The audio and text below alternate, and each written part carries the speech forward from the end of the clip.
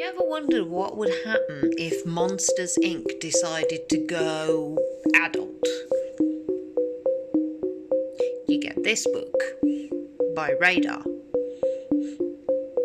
So we follow this being from another dimension who has been sent down by a creator to the human world to collect fear as a resource for the creator.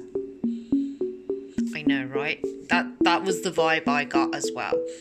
I'm getting very much Monsters Inc. kind of vibe.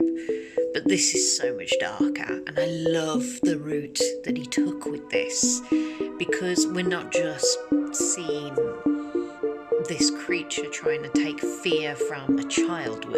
Basically, the monster follows her throughout her life. So whereas in Monsters Inc., Sully kind of devolves and becomes friends with the human child Boo, and then lets her go back and never sees her again.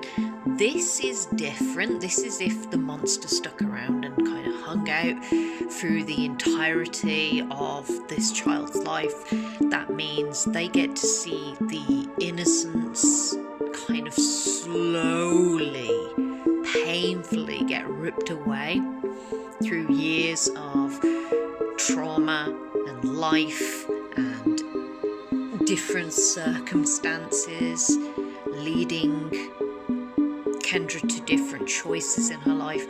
I mean, we get a part where the monster gets quite protective over Kendra, but it's more of the "you're fucking with my food source" kind of way, rather than a "I care about this child and I want to protect it." It's very much a need-based creature.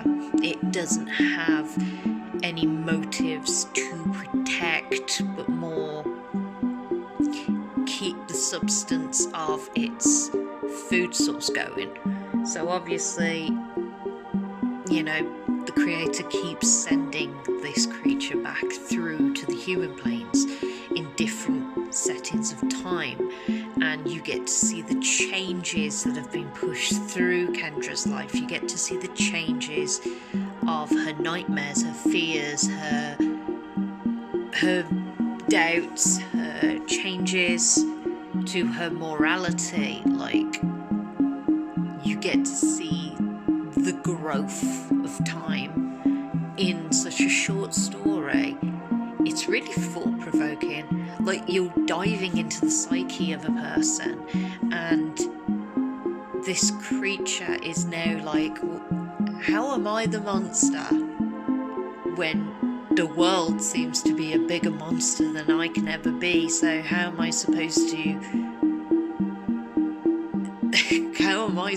to interact and go into the mind and pull out the necessary needs and wants for the fear that I need to sustain myself and my creator? It's batshit crazy. But I love the concept, and it's really creative, and I love how Radar stuck with it, because it is just intense, and there are parts in there that are obviously horror imbued supernatural goodness with blood and gore, but it's so much more, and that's what I loved about this. So if you want something that's short and thought-provoking but also has that element of horror that really makes you kind of consider like the creative aspect of what this story means as a whole, is just fantastic.